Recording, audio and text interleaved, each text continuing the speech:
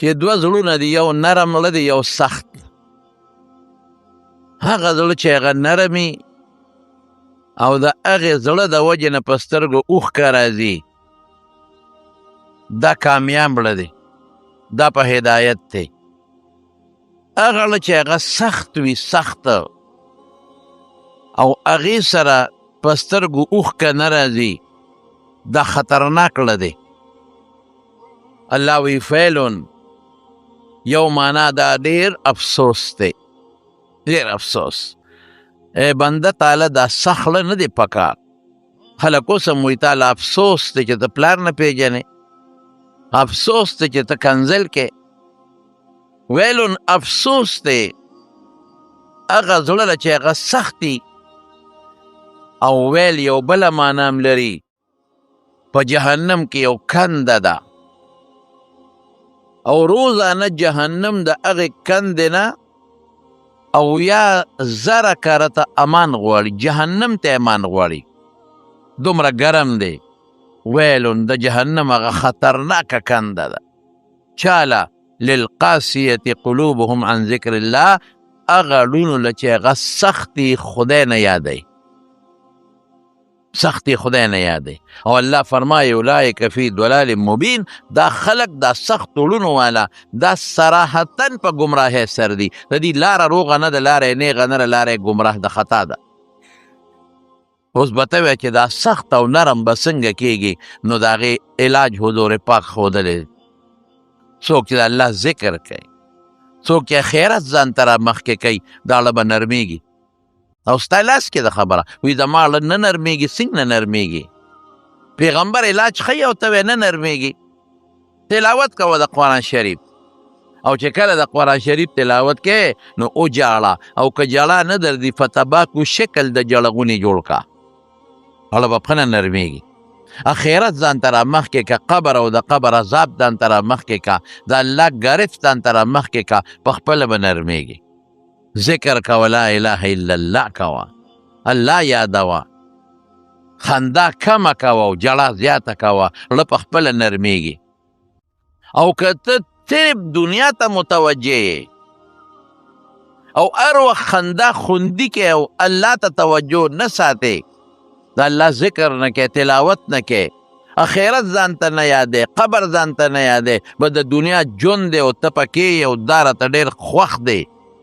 او دین پورې خندا کې، اخرت پورې خندا کې، او د دنیا د آخرت خبرې درته خوږې نه لګي او ښه درته نه لګي،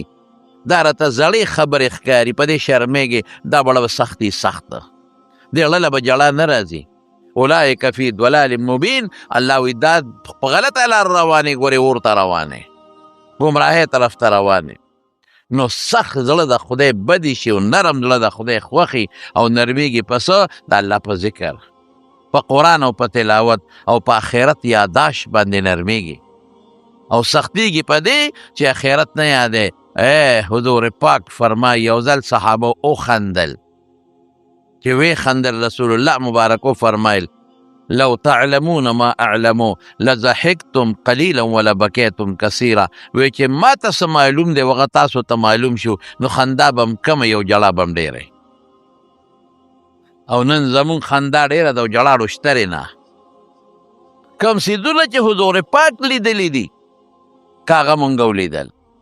هغه مشاهدات کړي دي، هغه لیدل کړي دي، مونږ لیدل نه دي کړي، مونږ نه دي لیدلی. یو سړی چې په سترګو څه وویني یاره پرې راشي، او چې یو سړي په سترګو څه نه لیدل یاره پرې نه راځي. که ډېر درته یو سړی وی سیلاب را روان دی او سیلاب دی، په ده پړه یاره نه راځي، خو چې دې وویني چې سیلاب راغی او زما د کور نه تو شو، نو بیا دې سامان زغلی، بیا یو خوا بل خوا منډې ترړې وی. نو حضور پاک فرمایي ارمان دا دی، څنګه ارمان دی چې ما څه لیدلی وی او تاسو لیدلی وی، جړه به ډېره وه، خندا به کمه وه. حضرت شعیب علیه السلام په پیغمبرانو کې د لوی درجې خاوند دی، او د حضرت موسی علیه السلام سخر دی. او مدین علاقه کې د پیغمبر او په مدین علاقه باندې خلکو ته د الله دین خو بوډا سپینګیرو چې جړه به ډېره زیاته کوله، هر وخت به جړل. پیغمبرانو ته نقشې ښکاري ما خو درته وی لکه سیلاب چې تا ته وښکاري نو بیا تا له هم جړه راځي. پیغمبرانو ته هر څه خدای ښیي ورته نو جړل به نو الله ورته فرشته راولېږل هغه ترې تپوس کوي ما هذا البکا ای شعیبه دا دومره جاړې ولې ما هذا البکا شوقا الى الجنة او خوفا من النار جنت ته د شوق دی او که د دوزخ د اور نه یریږي سړی چې جاړي په څه جاړي په دې جاړي چې اور به راځي د دوزخ د هغې نه یریږي نو پیغمبر خو د اور نه محفوظ او پاک دی او بعضې وخت سړی په دې جاړي چې خدایه جنت ته به ډېر شوق دی خو چې دا جنت به وګټم او که به ونه ګټم د پیغمبر خو کار ټول جنت دی شوقا الى الجنة او خوفا من النار جنت ته د شوق دی او که د دوزخ نه یریږي په دې جاړي حضرت شعیب علیه السلام ورته وایي لا الله لا په دې نه جاړم چې جنت ته مې شوق دی په دې نه جاړم چې د دوزخ نه یریږي ولکن شوقا الى لقائک په دې پسې جاړم چې خدای ستا ملاقات مې نصیب شي نو الله ورته فرمایي جنت ته دې شوق کې دوزخ نه یریږم وی لا ولکن شوقا الى لقائک یا رب خدای جړه په څه راځي په دې راځي چې ستا ملاقات به کله راځي دې پسې جاړم ستا ملاقات پسې جاړم نو الله ورته فرمایي هنیئا لک لقائی یا شعیب ای شعیبه مبارک دی وي تاله زما ملاقات هنیئا لک لقائی یا شعیب ای شعیبه زما ملاقات تی تاله مبارکی اصل چیز دقه دی چې سړی په دې جړه کوي چې خدایه درې خبرې شوې دوزخ ته به یا الله دوزخ نه مې بچ که دوزخ ته یېرېږي یا په دې جاړي چې خدای جنت ته مې ډېر شوق دی وبرسېږم که نه خو د ټولو نه بهترینه جړه په څه ده هغه په دې ده چې الله تا سره ملاقات به نصیب شي که به نه شي حضرت ابوبکر صدیق رضی الله تعالی عنه چې کله بادشاه شو امیر المؤمنین شو خلیفة رسول الله صلی الله علیه وسلم او بل شان انسانو حضرت ابوبکر د حضور پاک سره چې د ده څومره مینه وه او د پیغمبر د سره څومره مینه وه مثالي ده بادشاه یې نه وه خوښه په زور ور په غاړه شوه هغه وی عمر سره بیعت وکړي عمر وی دې خوا که لاس بیعت یې ورسره وکړو خلکو هم بیعت وکړو مسلمانانو چې څومره دي دقه دي چې پریشانۍ جوړې شوې د حضور پاک زمانه کې هم بعضې منافقینو هغې منافقینو څه قصې پیسې جوړې کړې د مسلمانانو حکومت او سلطنت یې کم ځای خوښو چا د زکات نه انکار وکړو چا وی چې دا د حضور پاک زمانه کې و بیت المال تشو اوس ډک دی اوس زکات تاړو ضرورت نشته چا یو څه چا بل څه بس د فورا د هغې خلاف جهاد شروع کړ وی نه زکات به ورکوې بیت المال ډک شو او بیا بیت المال داسې ډک شو چې څومره د مدینې منورې او ګیر چاپېره مسلمانانو کونډې رنډې هغې له فورا تنخواګانې مقرر شوې بیت المال نه چې غریب پاتې نشي او د بار نه به چې کوم مسافر راتلل هغې له به مالونه ورکول دولت به ورکول او دا حقیقت دی رونو اوس هم زه یم که زمونږ دا مالدار خلک په صحیح طریقه زکات وباسي په دې وطن کې غریب به پاتې نشي حضرت عمر فاروق رضی الله عنه فرمایي وی لاړم بیت المال له بیت المال مې کته دی خاص دویم نمبر هغه مونږ ورته څه وایو خاص وزیر یا خاص مشیر لاړ بیت المال له چې بیت المال مې وکته ډېر زیات خوشحاله شو بیت المال ډک دی خلک صدقې هم راوړي خلک زکاتونه هم راوړي او لګیا دي خلک تقسیم هم کوي د بیت المال چې کوم ناظم الامور او سیکرټري مونږ ورته ناظم الامور وایو سیکرټري ورته وایو هغه نه مې تپوس وکړه چې څنګه چل د مال خلکو ته په صحیح طریقه رسي وی او امیر المؤمنین دا وګوره دا لیست وګوره هغې کې د مدینې منورې چې څومره غریبانانو کونډې وې یتیمانانو د هغې نومونه لیکلی شوي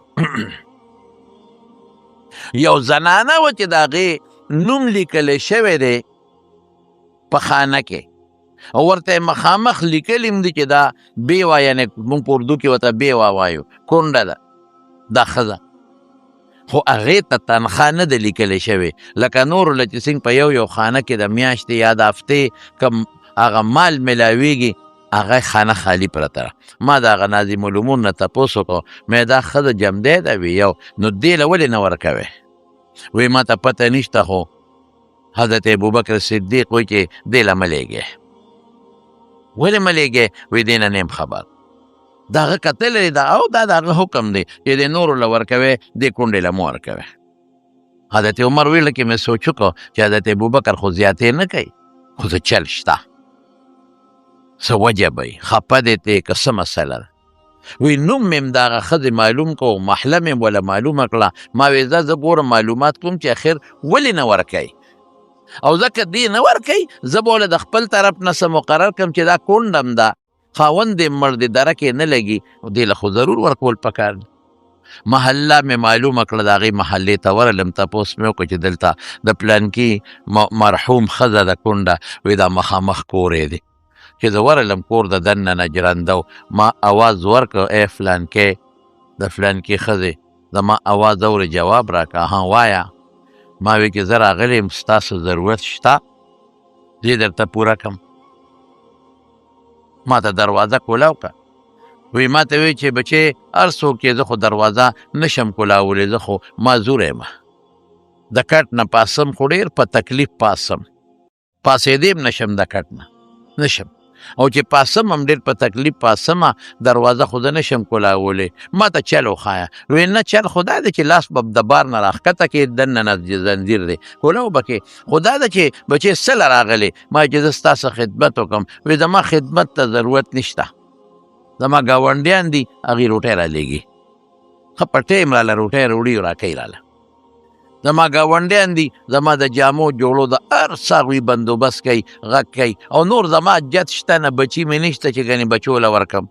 رونه خویندې مې نشته، خاوند مې مړ دی، یو سر یم او ګاونډیان زما ډېر ښه خلک دی، هغوی ماله برابر شی راکوي، نور زما جت نشته. وی د پوه شومه چې حضرت عمر، حضرت ابوبکر صدیق رضی الله عنه د دې د بیت المال نه تنخوا یا وظیفه بنده کړې ده، په دې وجه بنده کړې ده چې دا به دا ښځه وایي چې مه راوړه نه علم، ځکه ګزاره روانه ده. ما وی ښه نو که څه ضرورت دي زه راغلم. وی بچې یو ضرورت مې شته، یو کس راځي هغې پوره کوي، خو خیر یو کس دا ضرورت کله انسان دی جوړ ناجوړه نشي پوره کولی، یو ضرورت مې شته، ما یې راته وایه. وی بس داسې ده چې زما دا کور کچه دی، نو دې کې دا خاورې راغورځېږي، دا ځمکه مې د خاورو ډکې دوړې پکې، د دې صفۍ راله پکار ده، زه نشم کولی. او دویم دا بیا دوړې وي نو چې دا راله څوک چلقو کوي، او صفه اوبه راله پکار دي چې ماله دا منګي څوک را ډکوي. وی ما چې بلکل دا خدمت به زه کوم. اوس زه درننه وځم چې دا کار وکړم، وی نه، چې چا دا ذمهداري اخیستې ده نو هغه نن دا کار کړی، او که ته کې نو سبا راشه خیر. وی سار مونځ مې وکړ، اشراق وغیره چې ورغلمه، دې ښځې له مې اواز ورکړه چې زه راغلی یم، او زه دروازه کولاو کړم درننه وځم چې کار وکړم. ما ته بچې نه، نن خو هغه چې څوک مخکې نه کوي دا کار، هغه راغلی و کار یې کړی. ما یې دا خو ډېر ښه سړی دی چې وختي دونه راغلی، سار د اشراق نه مخکې ورغلم، بیا مې اواز ورکړی کونډې یې فلانکې زه راغلی یم، پرونی کس یم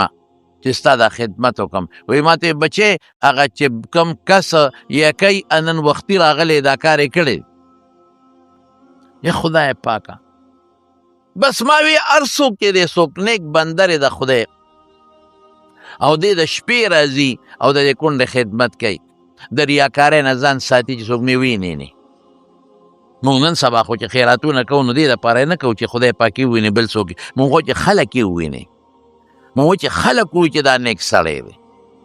خلک ووایي چې دې صدقه ورکوي، خلک وایي جومات یې جوړ کړه، خلک وایي چې دا خو ډېر ښه سړی دی، مونځونه کوي، او چې دا د نیت دی هر څه دی اوبو ته وغورځول. عبادت بس صرف الله ته ښیي چې صرف الله ته خبردار شي. حضور پاک فرمایي هغه صدقه بهتره ده چې په ښي لاس یې ورکړې ده، ګس لاس ته هم ته خبر نشي. ما وی دا هر څوک چې دی خو نیک بنده دی د شپې راځي زه بس چې کوي خدمت ما خو د کونډې د خدمت مقصد و چې هغې کوي خدای دې خوشحاله کي کوي دی خو معلومات لرم علم چې دا دې څوک چې روزانه د دې کونډې خدمت له په شپه راځي نو یې رالمه یو ګوټ کې ودرېدم تیاره وه هغه زمانه کې خو ظاهره ده چې ډیوې بجلۍ دا قصې پیسې نه وې و یو سړی راغی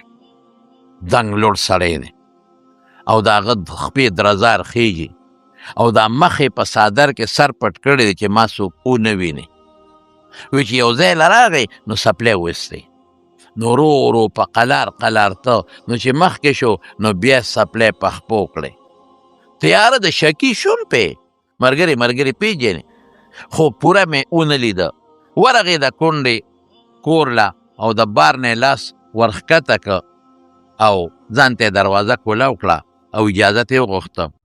ما نه خو لرې دی او ورغې دننه کور ته او صیبه جاروی راواغېسته او کور یې وله مکمل لا صفا کړه خو جارو چې سړی وي دوړې خاورې خامخا الوزي په وجود یې دوړې خاورې غونډې والوتې او بیا هغه خاورې رالي بار په ټاټکي کې یا په یو شي کې لوښي کې موږ ورته ټاټکې وایو هغې کې وړو په ډیران غورځوي او بیا لاړ هغه چې کوم منګو کې زړې اوبې وې هغې راواغېستې ځان ته یې مخکې وروستو چلقه وکړی کور یې ولې شیشه او بیا مشک غاړې ته واچو د څرمنې مشکونه به په هغې کې او پخوا خلکو اوبه راوړې او لاړ چې ته بارکویله په مدینه منوره کې یو څو خواږه کویانو چې اوبه یې صفا وې نورې ټولې مالګیجنې وې مشک یې راوړه او هغې هغه کونډې ته واپس منګي د صفا اوبو نه ډک کړل او بیا ورته واچولې او کونډې له اواز وکړي چې کور مې هم درته صفا کړه منګي مې هم دله ډک کړل سلام علیکم لاړه او بیا ور ځان پسې راښکه د بار نه یې لاس ورښکته که ور یې کونډه کړه چې دې خوا را روان دی راځي ګورمه نو ما ورمنډه کړې چې سړی معلوم کم څوک دی چې مې ورمنډه کړو کلک مې ونیو د ما نه ځان خلاصو ځان یې نه خو مې چې پرېږدم دی چت ما پېژندلې زما دوست دی زما رور یې ما پېژندلې خو نه پوره دی ګورمه چې صادر نه مې مخ ورته لر که کولو مې که د مسلمانانو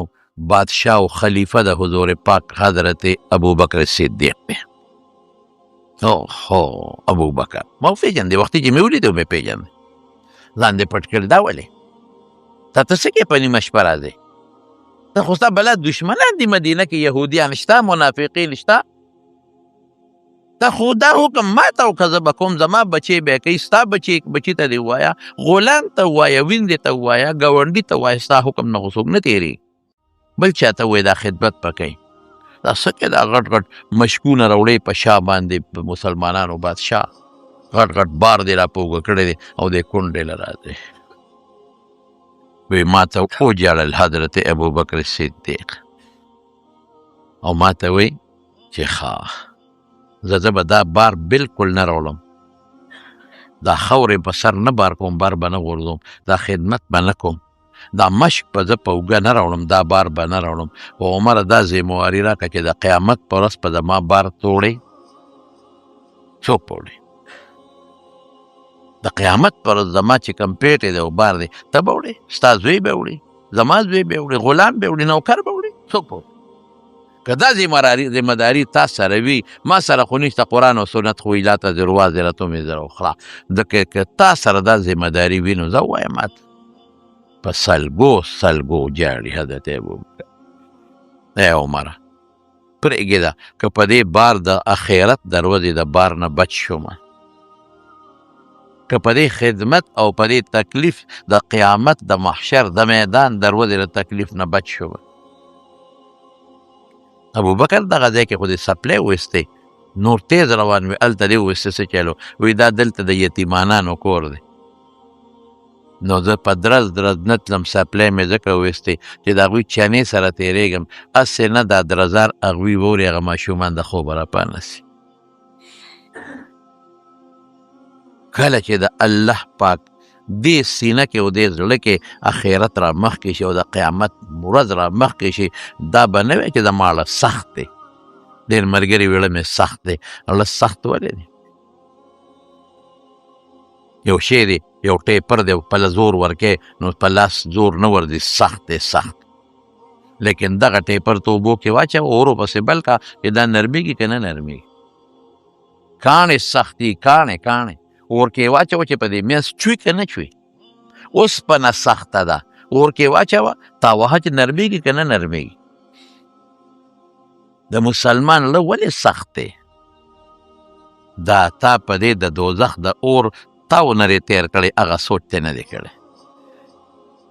تا هغه فکر نه دی کړی کوم چې زما پاک پیغمبر کړی دی،